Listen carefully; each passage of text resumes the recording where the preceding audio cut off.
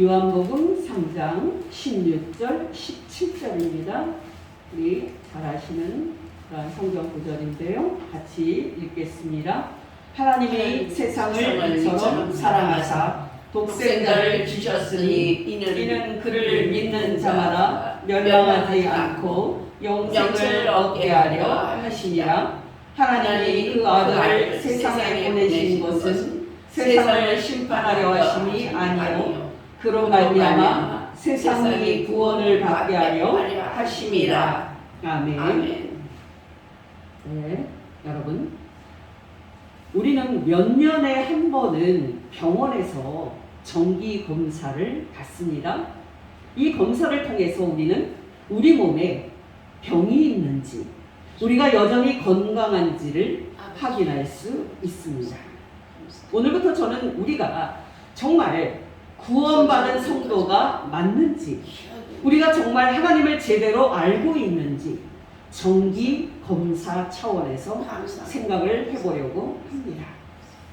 여러분, 이 설교가 왜 중요한가 하면은 이 설교를 통해서 우리는 우리 자신의 정확한 위치를 확인할 수가 있기 때문입니다. 여러분은 여러분 자신이 구원받았다고 생각하십니까? 의외로 교회를 다니면서도 하나님을 알지도 못하고 구원받지 못한 사람들이 많습니다. 또 여러분, 예수 그리스도를 믿고 구원을 받았지만 마음의 평강과 기쁨을 소유하지 못하고 우울하게 사는 성도들이 의외로 많습니다.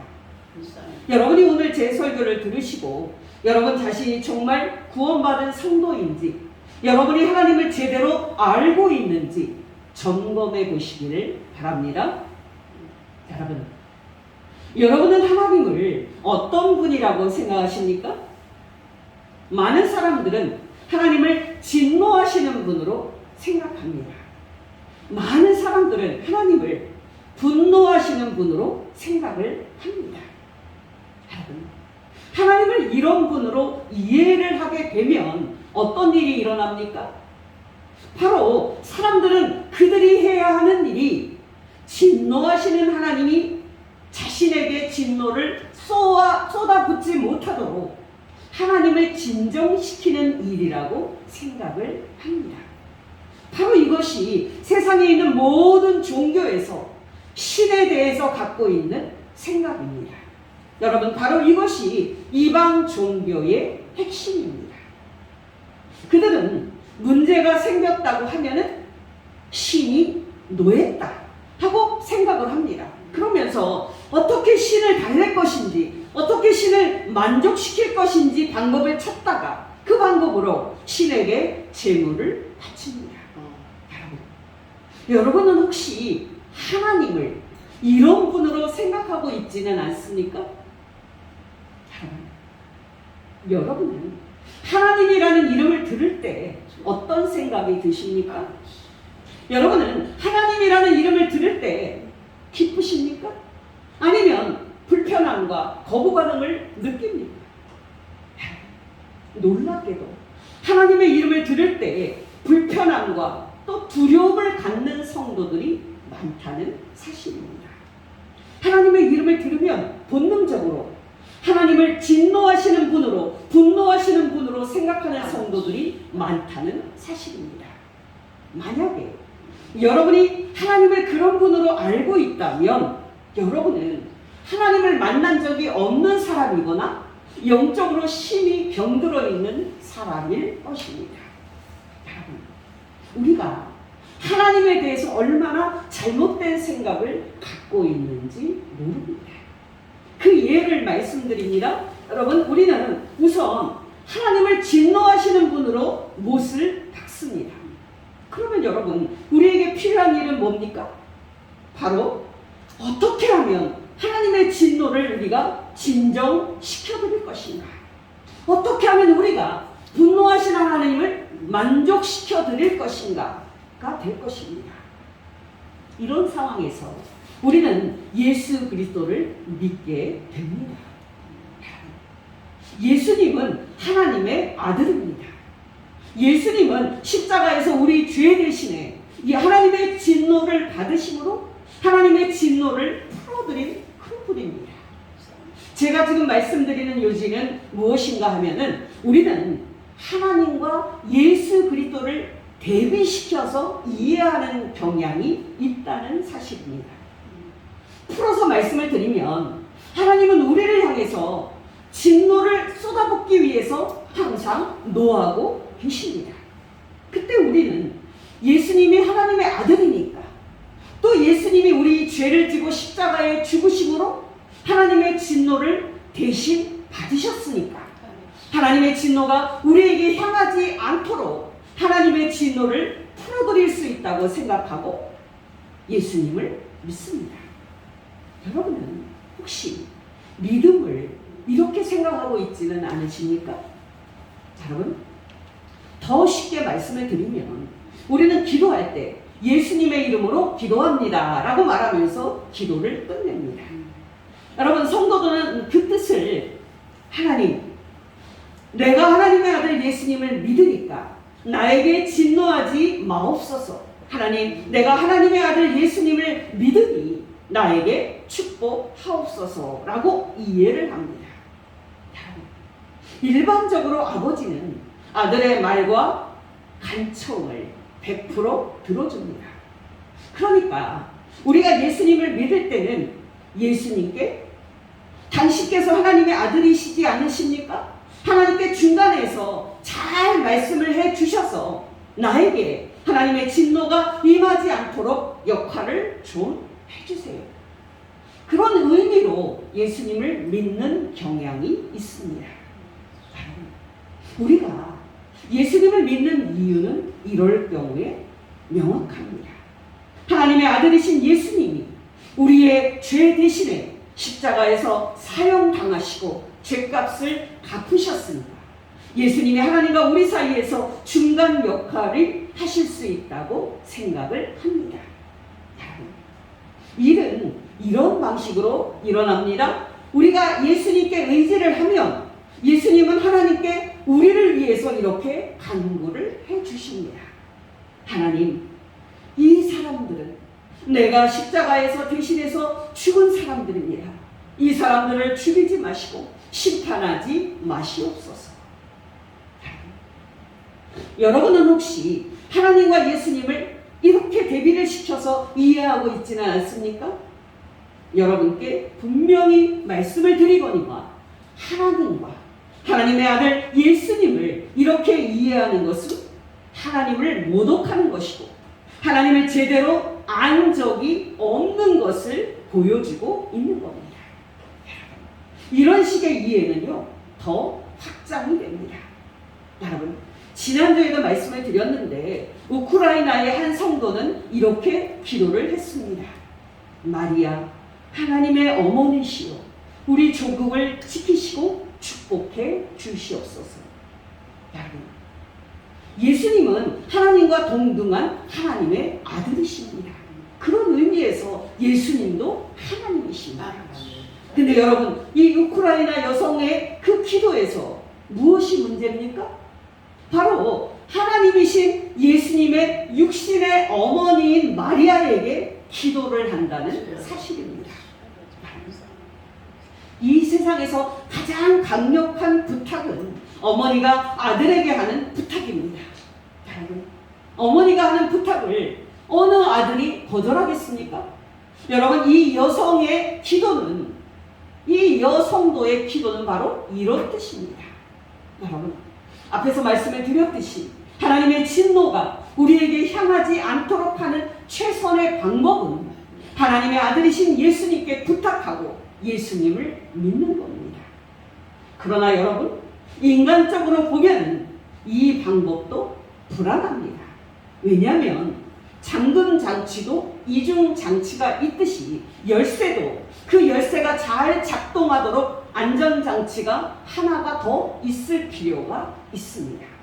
그래서 예수님께 부탁하고 기도할 뿐만 아니라 예수님의 어머니인 마리아에게도 기도를 하는 겁니다.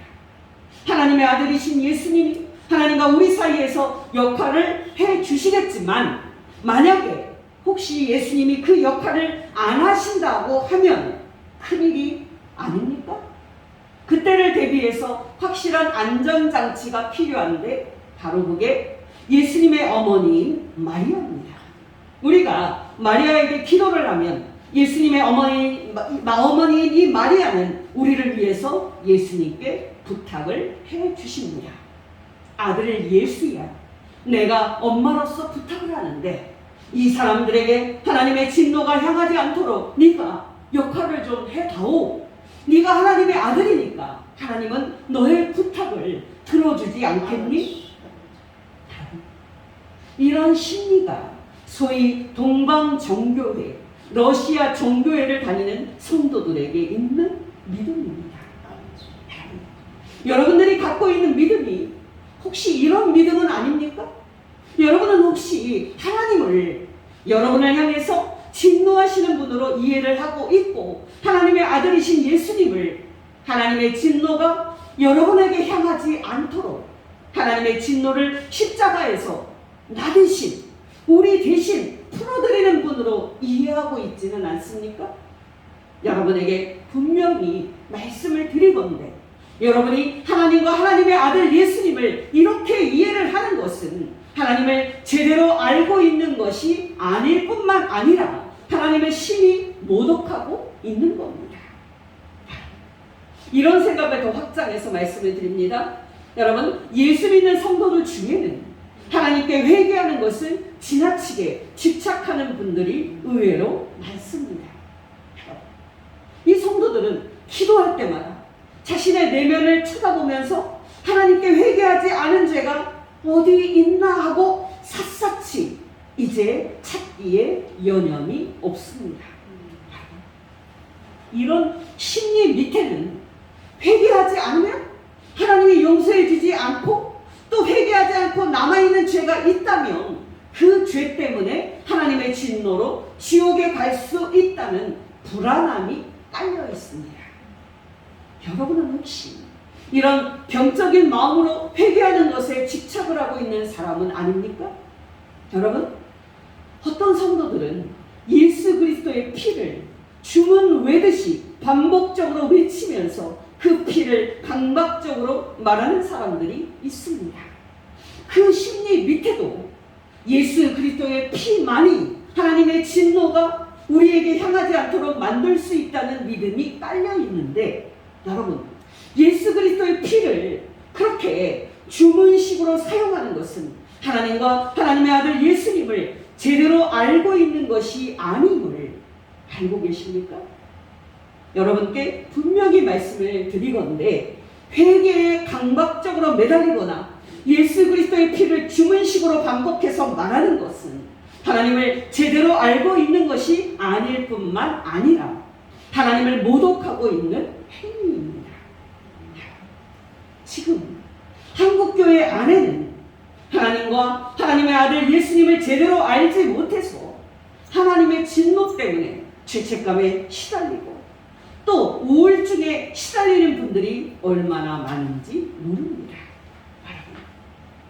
그 유명한 이단 박옥수의 그 가르침에 빠진 사람들은 바로 정통교회에 다니면서 죄책감에 시달린 교인들이었습니다. 하나님은 정말 진노하시고 분노하시는 분이 맞습니까? 여러분, 하나님의 아들 예수님은 그런 하나님의 진노를 우리 대신 풀어드리고자 십자가에서 우리 대신 죽으신 분이 맞습니까? 여러분, 놀라지 마시기 바랍니다. 하나님은 결코 그런 분이 아닙니다. 여러분 중에는 제 이야기를 듣고 이렇게 반문하실 수도 있습니다. 목사님의 설명과 달리 하나님은 진노하시는 분이 맞습니다. 성경에는 하나님께서 죄인들을 향해서 무섭게 진노하신다는 말씀으로 가득 차 있습니다. 하나님은요, 정말 두렵고 두려운 분입니다. 왜 목사님이 그렇게 말씀하시는지 저는 이해가 안 됩니다. 목사님은 하나님께서 죄인들을 지옥에 보내셔서 심판하신다는 것을 믿지 않는 겁니까? 성경에서 말하는 하나님이 어떤 분이신지 여러분께 말씀드립니다. 먼저 하나님이 진노하신 그런 분이시는 게 맞습니다. 하나님은 정말 진노하시고 무섭게 분노하십니다. 그러나 여러분, 하나님의 이 진노를 조폭과 같이 자기 마음대로 자기 성질대로 분노하시는 것으로 이해를 하시면 안 됩니다. 하나님의 진노는 하나님께서 죄와 불의를 절대 용납하실 수 없는 거룩하신 분이기 때문에 나타나는 것이지, 조폭과 같이 성질이 나쁘기 때문에 나타나는 것이 아닙니다. 우리는 이 세상에서 운영되는 사법체계를 통해서 하나님의 거룩하신 진노를 이해할 수가 있습니다. 어느 누가 자기 죄로 재판장에서 유죄 판결을 받고 또 그에 합당한 벌을 받는다고 하여서 그 판결을 부당하다고 말하는 사람이 있습니까? 없습니다. 하나님은 모든 사람을 사랑해서 모든 사람을 하나님의 형상으로 만드셨지만 죄에 관한 하는 하나님은 거룩하신 분이시기 때문에 하나님은 죄를 그냥 넘어가실 수가 없습니다. 하나님이실지라도 반드시 하나님은 죄를 처벌하셔야 하고 죄인을 처벌하셔야 합니다. 이것이 바로 하나님의 거룩하심이고 하나님의 정결하심입니다. 이 정도만 이야기를 하면 목사님, 어찌됐건 어떻게 설명하던 하나님이 진노하시는 분이시라는 것은 변함이 없는 사실입니다. 그렇지 않습니까? 하고 반문하시는 분도 있을 겁니다. 그러나 여러분, 제 설명을 계속 들어보시기 바랍니다. 여러분, 저는 앞에서 하나님께서는 거룩하신 분이시기 때문에 우리의 죄를 눈감아 주실 수 없고 반드시 우리 죄 때문에 우리를 처벌하셔야 한다는 그런 말씀을 드렸습니다. 이 말씀은요, 맞는 말씀이고 정말 중요한 말씀입니다. 여러분이 아시겠지만 이 세상의 모든 사람은 하나님 앞에서 다 죄인입니다. 이 세상의 의인은 하나도 없고 다 죄인일 뿐입니다. 이것 또한 죄에 대해서 진노하시는 거룩하신 하나님의 교리와 함께 무서운 교리입니다.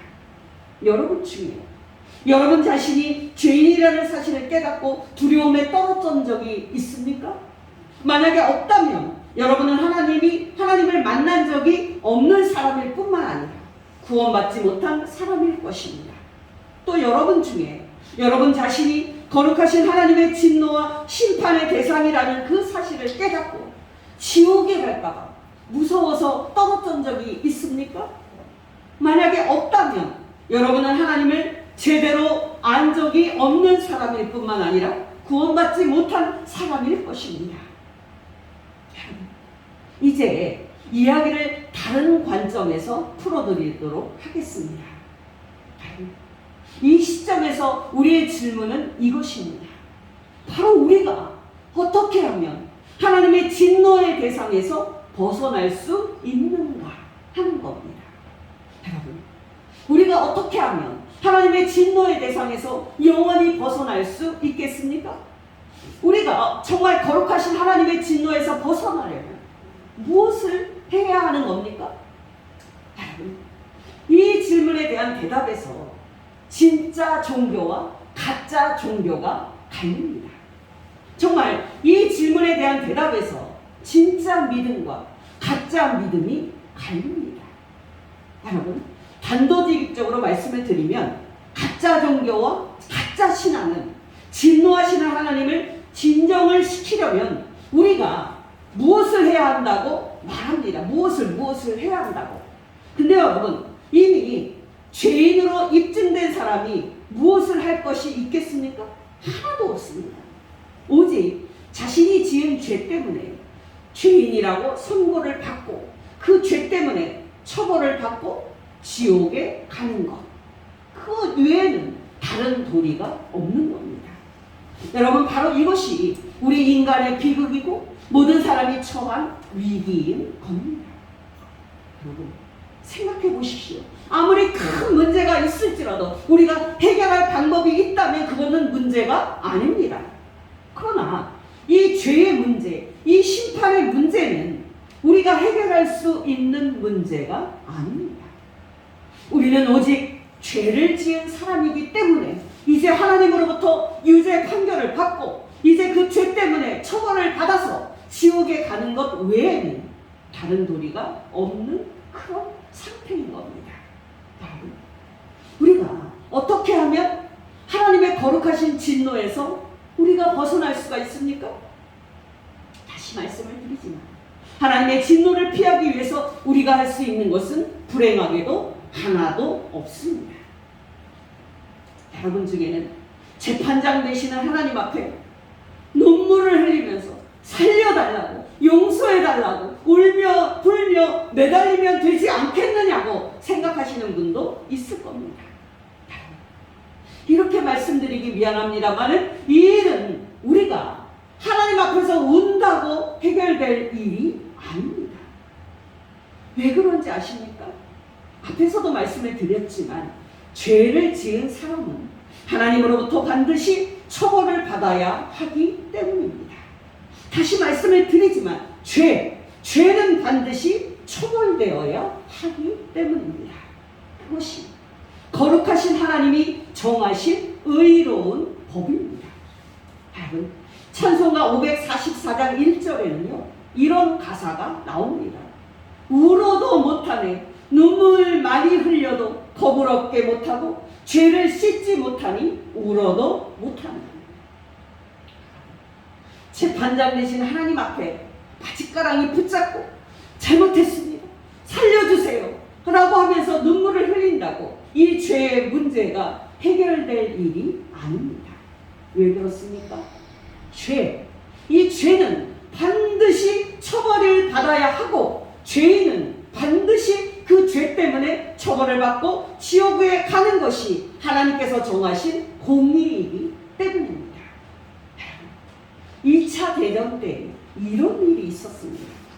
독일군과 미군이 전투를 벌이다가 한 독일군 장교가 미군에게 포로로 잡혔습니다. 그때는 전쟁 중이니까 포로를 죽이는 일이 비일비재할 그런 때입니다. 미군 병사 앞에서 그 독일군 장교가 눈을 감고 긴장을 하면서 무릎을 꿇고 있습니다. 미군 병사는 이제 총을 들고 총살하기 직전입니다. 독일군 장교는 눈을 감고 이제 죽었구나 하고 생각하면서 두려움에 사로잡혀 있습니다. 그때였습니다. 미군은요 빵 하고 총을 발사를 합니다. 독일군 장교는 총소리를 들으면서 이제 정말 죽는구나 라고 생각을 합니다. 여러분, 이 이후의 이야기는 다음 주일에 이어서 해드리겠습니다. 여러분, 중요한 것은 뭡니까? 이 독일군 장교의 입장이 하나님 앞에서 저와 여러분의 입장이라는 사실입니다. 다시 한 예를 들어서 말씀을 드립니다. 여러분, 19세기 초에 프랑스 혁명이 일어났을 때 그 당시에 프랑스 왕이었던 루이 16세와 또 왕비 마리 앙뚜아네트가 단두대에서 목이 잘려가지고 처형이 됐습니다. 여러분, 이렇게 생각해 보십시다. 저와 여러분은 지금 단두대 앞에 서 있습니다.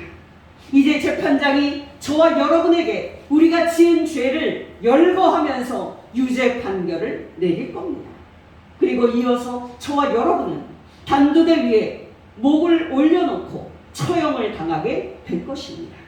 그리고 지옥으로 보내질 것입니다. 여러분, 다시 말씀을 드리지만 저와 여러분이 처한 위치가 정확히 저 위치입니다. 여러분, 로마 시대에는 단두대를 대신을 했었던 것이 무엇인지 아십니까? 바로 십자가입니다. 십자가는 로마 시대에 가장 잔인하고 가장 고통스러운 사형 방법이었습니다.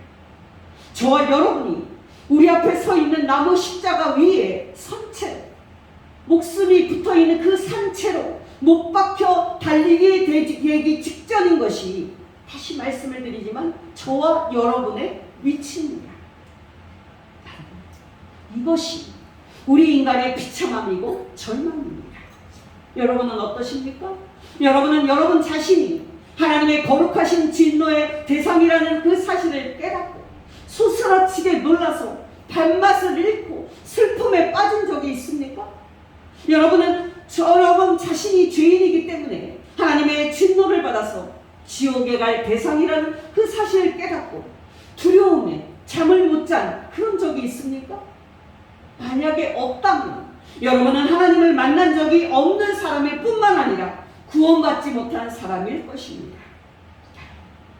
러시아의 대문호 도스토옙스키 여러분 아시죠? 그분이 쓴 책 죄와 벌, 까라마조프의 형제들 같은 이런 책은요 필독서에 들어갈 정도로 세계 최고 문학입니다. 근데 여러분 젊은 날인 28살 때에 이 도스토옙스키가 문학 모임에 참여를 했다. 그 모임 사람들과 함께 졸지에 사형 선고를 받는 그런 비극에 빠집니다.